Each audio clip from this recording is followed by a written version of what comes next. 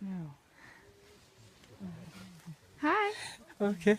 Hey guys, welcome back to my channel, and today we are trying out a really fast Handguy build. Like, he's fast for like Handguy standards. Like, I'm not talking about like 260. I'm not even talking about like 270. We're talking about like 280 plus here. To put that into perspective, like this gear on like a Payra or something would be like 320, like almost. Like, that's how slow this guy is. Like, he has like 102 base speed. It's disgusting. But anyways, like, preseason's ending and SG has yet to release any of the new frenzy changes, so I guess we're just copy pasting the old meta into this season, except we're gonna have aim it this time, so I guess it's different, maybe. But yeah, it is quite strange for them to have no changes, because ever since they introduced the frenzy changes, I don't think we had a season where it didn't change. Like, first season was 15 soul weaver speed plus the elemental disadvantage just because of Hwayoung and Rimuru, and then we changed it to 7, and then it was mages. So I was expecting like a new speed. Like, obviously they could never give it to thieves and rangers just because, but yeah. Anyway, if you go into the draft, obviously my Conqueror Lilius is not going to be picked because she's naked right now, but due to some requests from people in my Discord server, I'm trying Bunnydom, and I'll get into why Bunnydom isn't really picked as much. But that's for like later in the video. But yes, I pick Adin just because Aiden's like kind of like, she deters a lot of these AoE cleaves just by existing, just because, you know, like, it's kind of a gamble, and she has a real threat of like one-shotting your team. I end up picking Politis here because Politis is pretty good into his Conqueror Lilius / zahhak, because I don't know if this zahhak has enough damage to kill my Adin without the attack buff, but we don't know. And then we pick Ida here just to threaten my opponent into thinking that like maybe I may outspeed him with Bunnydom, but he doesn't know that my, you know, like, mediator Kawerik is like also giga fast. Like, my mediator Kawerik's at the speed range where like he outspeeds like a bunch of Fliticas, not from cleavers, but like a bunch of random people. But we're just testing it out just for fun, cause, like, you know, again, I'm bored. The RTA meta stale. I could pick the same old stuff. I could like Roy cleave whatever, but it was boring. We don't want to do that. But yeah, if you do like my content or my memes, don't forget to leave a like, comment, subscribe, join my Discord if you want. You can make suggestions and I'll try to do them. But like, some of y'all have been cooking too hard. Like, you've got a big that's all I'll storm say. coming. But yeah, we open up. Our Handguy outspeeds the Flitica, you know, kind of.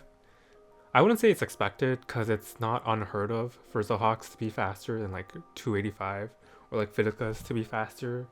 But, you know, since it happened, we're just gonna take it and run with it. We can't actually press anything just because Flitica will strip us and punish us if we do. So we push up Bunnydom, and then I push up the rest of the team. So luckily we do get a few crown stuns here, but zahhak actually manages to cleanse everything off, which is really annoying. And now Lionheart is procced, so now we're on a timer. But my opponent actually makes a giant mistake here. They go for an S2, which isn't the worst, but since Politis exists, she actually can't cut, so now Politis can go. So now I'm thinking like, great, we're about to make Umami Tsunami take a ride on the pain train, like bars. What the fuck? But they're on Holy Stack on Arrowwall, so I'm like, oh, maybe I should have killed Flitica instead of being greedy, because my rationale was that like my team could just like wail on Lionheart's Lermia after SCR was dead. But, you know, we got justice. We got justice by getting our Politis to resist the strip. I mean, my Politis is actually an ER build that's also damaged, that's also on crown. Big cope. But yeah, we actually are able to get everything off. And then we go for the Handguy S3 here just because Flitica already used her strip, so she can push up, I guess. But I think that's also the second choke for my opponent, because he should have just S1 and let more of my units take their turn so the invincibility falls off, because this Lionheart S3 just largely does not too much. Like, this Lermia, by the way, is also on like a lot of damage. I wasn't expecting my Handguy to go down. He's kind of low HP for a Handguy, but like, what do you want at that speed, you know? It's also because his ring is flat health and not percent health. If it was on percent health, his bulk would be a bit more acceptable, but what can you do? So now we're basically kind of waiting to see who grinds the other person down first. It all comes down to if I can kill this Lionheart before my Adin counters the second time. And since my Adin S2 is currently on cooldown from Flitika's S2, I think, we're just trying to bum rush this Lionheart Lermia as fast as we can. But yeah, this Crown putting in double duty, stunning this Lionheart. We're getting more stuns.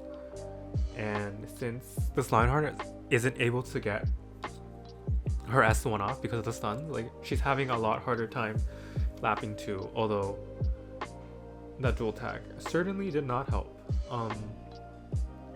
But it's okay. And this is one of the big positives of Bunnydom, is that like you saw that like that random S2 proc from Lionheart S3, that was pretty value, but otherwise I think she falls in terms of utility towards like even A-mid. But this game should be over because unless my opponent manages to hit my Adin multiple times in a row, she should be able to sustain herself because they're so low damage, or like not low damage, but you know, they are on the lower side of damage. Maybe not this Flitka, but we're just soul burning for fun at this point because it's not like what else am I gonna soul burn? And my opponent is just going for the constant S1s, and they're doing a lot of damage even through soul burn. But I can't actually use Adin's S3 here because of skill null. So we go for the S1 just in case my opponent goes for another S3 so we can block the skill null going up. It wasn't BM, like my mind, like I had a thought process. They go for the soul burn S3, but they luckily do not manage to hit me, and we're able to dent the Flitika into another sentry and secure the win. How fun. See, nobody expects like this speed of Handguy. Also, I love the lag on LD player when you win. Like, it reminds me of AOL dial-up. Like that meme. Like, I'm that old, guys. Like, I'm 25. Like, yikes. But yeah, going on into the next match, we meet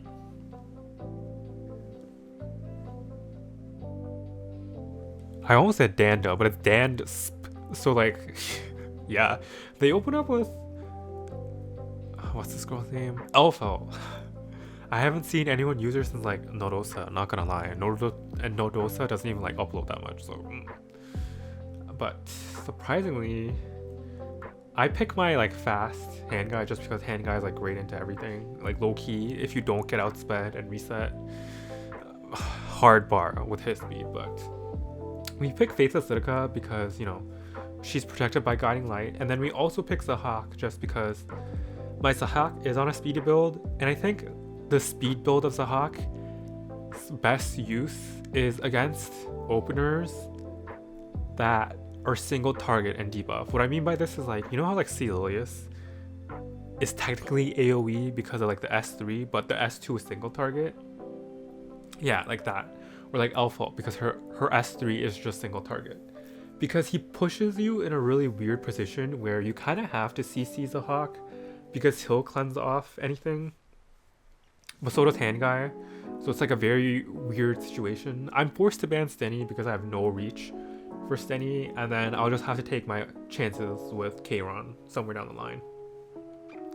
They end up banning Faithless Flitika here, which I guess is like pretty understandable just because of the Guiding Light nature. And then we go into the first match. lmfao outspeeds, which is, you know, typical just because she has the speed buff on her side. Not the speed buff, but the speed imprint. So I'm not like surprised she outsped me. But my opponent is probably looking at the CR bar going, what the fuck is this? And to that I say, I don't really know either, dude. But yeah, see, this is what I mean. Like, they're forced to go into Zahhak because if they sleep Handguy, zahhak just wakes Handguy up, or like if they sleep anybody else, the same thing happens too. And then they go for the S2 onto Celine, so that's pretty fun, except it doesn't do anything. And then zahhak, being asleep, actually is able to push Sage Ball above his team, so my team's able to go afterwards, like if that makes sense. So like Handguy is able to just like go right after and cleanse everything off.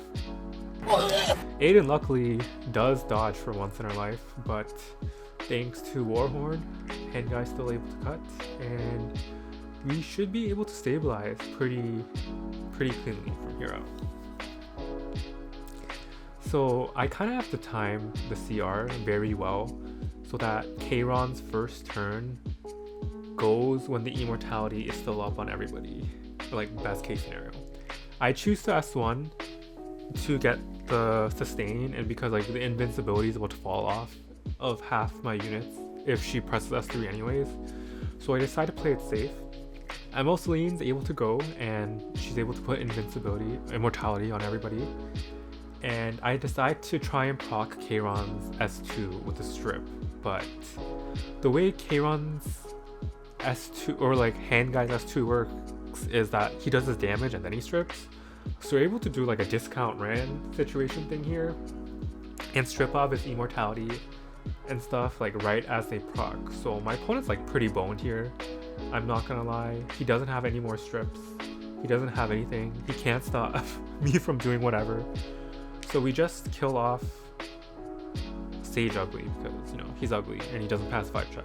And my opponent realizes that they actually cannot win at this point, so they forfeit. So very tragic. I'm sorry for doing disgusting things to you. But yeah, I enjoyed a fast zahhak a lot more than I thought I would. But, you know, you just cannibalize Acid's gear, and they're kind of very similar in that aspect. Like they need like 50% crit rate. Their damage honestly isn't too important if I'm being like real honest, because like you just need like some decent attack, some decent crit damage, and then it's like good to go.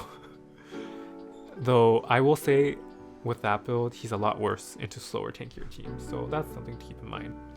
But yes, my opponent first picks Malona, so they're trying to have fun in RTA, but then they pick Lua, so that's kind of disgusting. So we have to teach these filthy Lua pickers that RTA is a place for fun, you know, like, so we have to bring them some justice. So I picked 2 speed imprints here, and with these specific 2 speed imprints, my Handguy is around 310 speed, and I'm gonna be very generous and say like the average Lua is like 305 speed, and Handguy still outspeeds that. So what I'm hoping to do here is trick my opponent into thinking that my real opener is like, I'm gonna pick like Flitica or whatever, that like Flitica is my real opener, and they'll think that I drafted poorly, and then I'm gonna cleave with Ida. So that's what I'm hoping to do.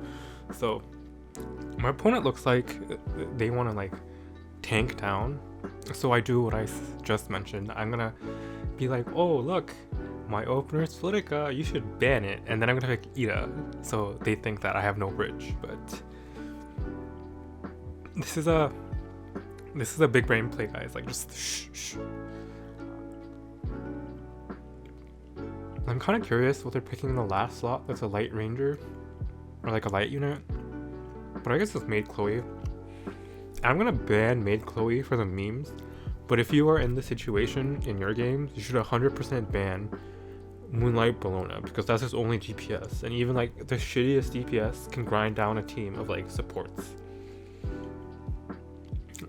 So yeah, marks it out as I said, you know.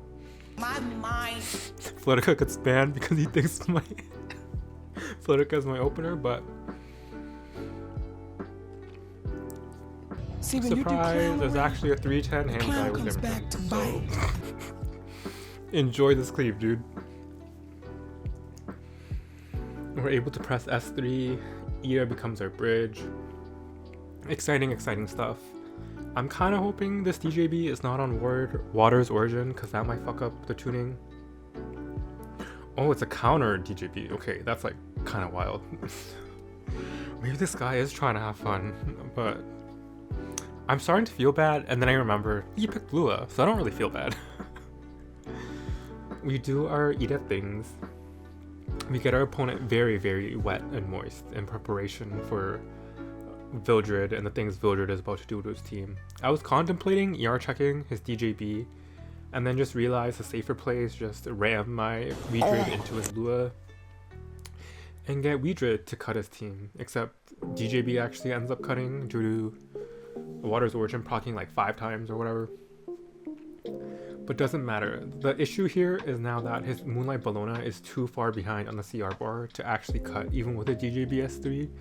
So I kind of think my opponent's just gonna go and pray that an S1 heals him enough, and like, you know, that's what they do. But unfortunately for my opponent, I have enough souls now from all the skills I spammed, and we're able to just wipe, cleaner my opponent off the face of the earth.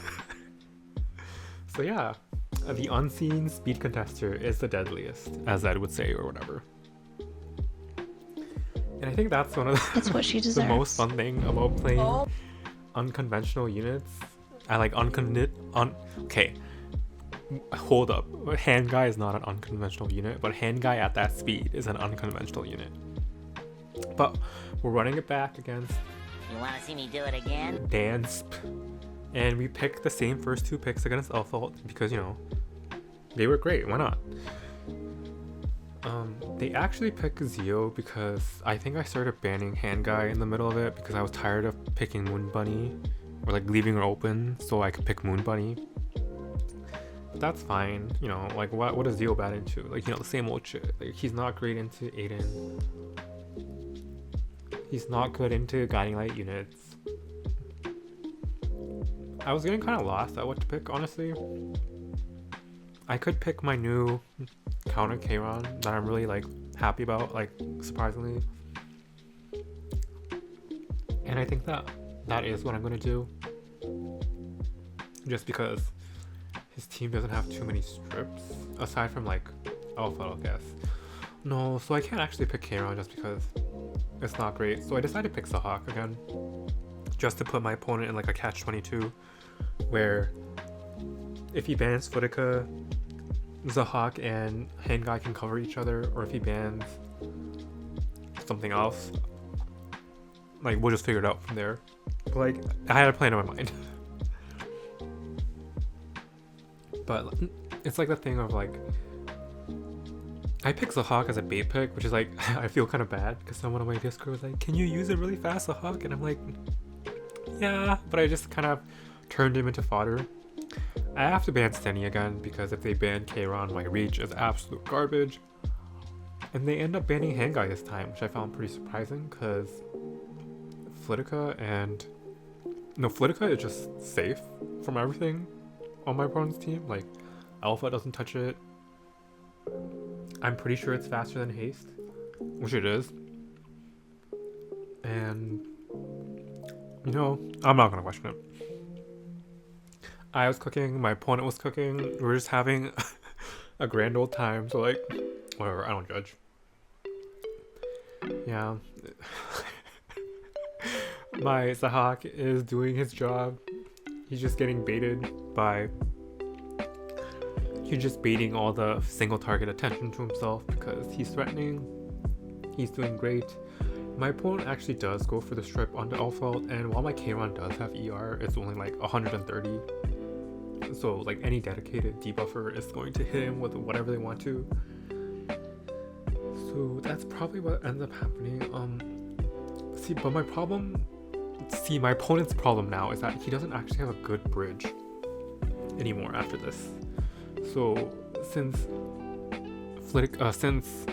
Alpha wasn't able to kill my zahhak because they were forced to try and sleep my Kayron, Flitica's actually able to go, and I reset their Watcher Shuri, so Watcher Shuri can't put up a skill null, and I similarly go for the S3 onto Zio. And I thought this through, like I should have killed haste, but at the time I forgot that haste got buffed, so his S3 cannot be countered. So I was like, please press S3 haste, let my Adin counter you. And then that's what my opponent does, and I was like, yes, like I'm so smart, like his team's about to get wiped out. But then I forgot, his S3 is uncounterable, so just sit there looking like a clown. So it doesn't matter. Kayron is invincible. I don't think my opponent realized my mistake, so I don't think they're gonna try and hit this Adin either. So yeah, they're forced to hit the only other thing outside of stealth right now, which is Kayron. And now they're in a really tough spot because invincibility fell off of Kayron, and I don't think they realized Adin is actually hittable for free right now. So they decide to go into Kayron and proc him and wake him up, and that's like fine by me. I go for onto the alpha fishing for a blind chance, and we do get it, luckily. And my opponent still has yet to realize that he can just hit my Adin for free, and my Kayron is like popping off. It wipes his whole team. Cleaner gif insert. Very satisfying, but yeah, we did it to stands up twice in a row on the same day. I'm sorry, dude. Except I'm not sorry, because you're a cringe cleaver. I'm just kidding. But yeah, I do recommend building like a Kayron or a Kayron-esque unit. I think Kayron's slightly better than BBK though, because BBK is kind of like a one and done unit, but if you run Kayron on counter with like a bunch of like degen artifacts like Dust Devil, or like even LTB sometimes, or Valiant RD, very good. Very, very underrated pick, even though like there's a lot of counters to him. The whole point is you pick him when they don't like have like Astromancer or Elena or whatever. In the next game, my opponent first picks SCR well, which is like disgusting.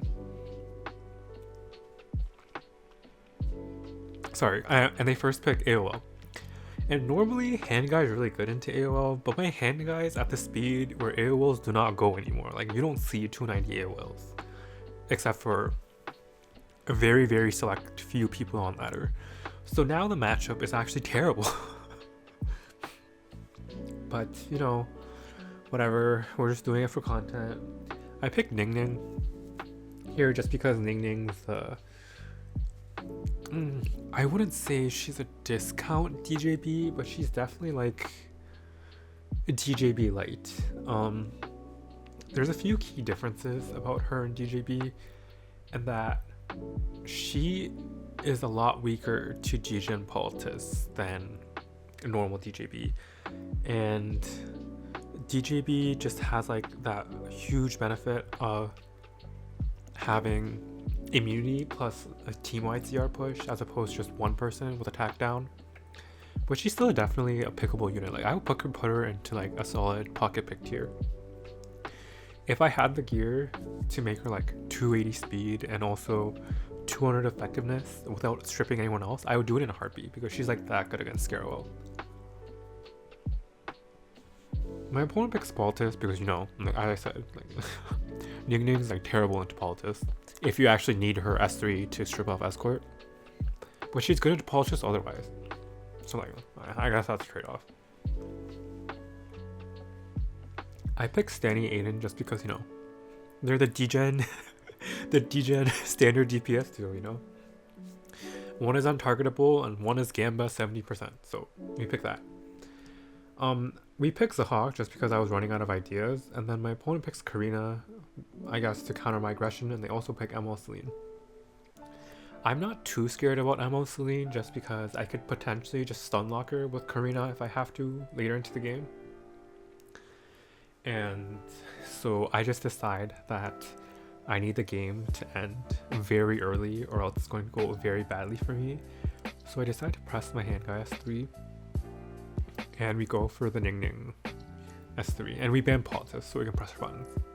We strip, do 1,000,000 damage to Moonlight Celine just because, you know, she doesn't build HP and that barrier was thick. And I do a lot more damage to this Moonlight Celine than I expected. So we're able to proc this Karina, but it's fine. Like, NingNing's gonna die here, but she did her job. She did 1,000,000 damage to my opponent's units. And she unfortunately eats like a 17k hit because she has no ER to resist that death break. Luckily though, it does look like we're still able to kill Moonlight Celine with Steny Soulburn. And we're gonna pray that we send his opponents back. But they have enough ER to resist everything, so that's kind of sad. And now I'm at like kind of a difficult decision making point where I kind of need to kill. So one of two things need to happen here. I need to either kill Karina before her S3 comes back up, or I need to kill everyone else so Karina is left 1v1ing Handguy, in which case Handguy can win with the strips. So I decide that now that I can't get rid of Escort, it's too difficult to actually try and kill Karina off in time. So I decide to just run all my DPS non-stop into AOL and AOL when I can.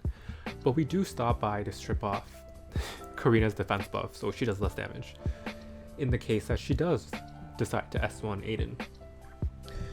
Luckily, my opponent was S1ing into Adin to push her up, so she's able to cut. And I'm not using S3 because I need my Adin to sustain up a little, or as much as she can. The counter, not the counter, the S1 plus the artifact proc does kill Adin, unfortunately, even with the sustain, so that's kind of a choke, but it's fine. We're able to go for the one last Steny S1 before her S2 is up, and now Handguy should be able to cycle and push up the Steny a bunch of times until we win. And I think that's the one benefit of Handguy being so fast, is that his kit was designed in a way to cycle at like lower speed. So if you build him at like light speed, he cycles a lot and he takes a lot of turns, kind of like how a 300 speed DN was like the most obnoxious thing ever, because she would take like 50 turns and your like 200 speed DPSs would take like one turn maybe and then break a crit. So yeah, it was fun kind of doing that with Handguy. But this is the quintessential part of the video where I'm going to talk about why Bunnydom isn't picked as much. I could have picked Flirka here, but then I was kind of bored of picking Flirka into Flirka Moon Bunny into C aliases, so I decided to be like fancy and pick Politis SCROL. And I pick Adin here just because Para S2 is a contact thing, like it's an attack so it hits. And then you pick Bunnydom just because like they have a lot of extra turn units. I guess Para's not the best one, but my Bunnydom is on the higher ER side. She has like 250 or whatever. But yeah, I pick C-Seria, and I thought my opponent was going to actually ban C-Seria because there's so many ways to activate it with Politis and Adin. But they actually decide to ban SCROL, which I thought was a little strange, but you know, no complaints. So this looks like one of those very, very fun comps where we just reversed on my opponent's team with the Politis C-Seria proc, or like even Adin S2 C-Seria proc. So what I thought was gonna happen was that Para's gonna S2 here, and then Adin's gonna get pushed up. Bruh. But Adin gets hit, and then she gets restricted. So I'm like, I'm already fucking tilted here. My opponent's thinking about whether they want to S3 or not, and they actually decide to. And yeah, we're able to proc our Politis S2, but the damage is kind of done, especially since Adin can't cut anymore.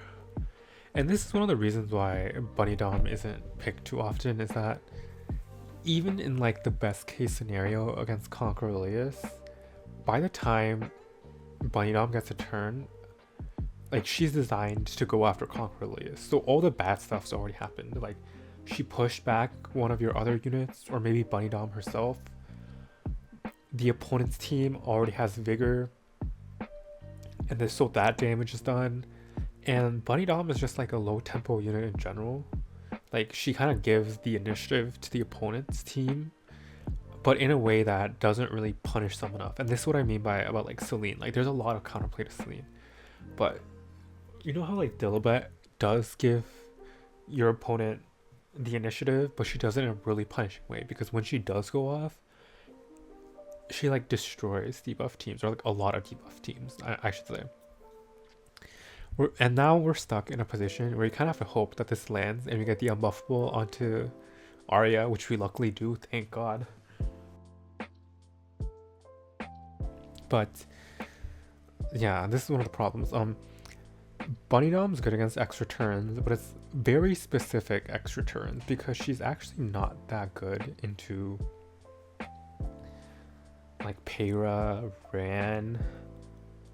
She's not good into Ida, especially if Ida is after Conquer Lilius, but she's like okay against like Steny and like Lionheart's Lermia, I guess. So I would just say that like she needs a buff to like have a bit more of an identity. Maybe her like S2 should at least cleanse one buff from her allies, so she's more usable into Peyra, because even with Doctor's Bag, as you saw, it cleansed the restrict, but it didn't push, because I guess it pushes first, then cleanses, which is like, who designed this? Luckily though, it still looks winnable, because his Sylvan Sage Vivian and Arya just look like they're gonna get stun locked forever by these bombs. Not forever, but like a large number of turns. We fish for a stun and we get a double stun, which is double justice, I guess. And then we just S1 into Arya and do no damage because of escort buff, which is kind of tragic, and bigger. Like, that's what I mean. Like, the damage is done. And this is why you don't see Moon Bunny picked a lot. And I guess you could use her as an aggressive CR pusher, but like, wouldn't you rather use like Amid for that, or like even DJB, because DJB is usable in more scenarios? But my opponent does decide to forfeit here, so we're just gonna say we won because of Bunnydom cope. But yeah, that was it. Thanks for watching as always, and I really appreciate the support. And I would just like to apologize for my kind of erratic posting schedule, but I will be trying to get back on it. And I think I've settled on going for Thursday, Friday uploads instead of Monday, Friday, so that's like a more even balance of the week. So it's like there's 3 days without a video and then 4 days without a video, instead of having like 2 to 5, which I thought was a bit more skewed. But yeah, that's it. I'll catch you all next time.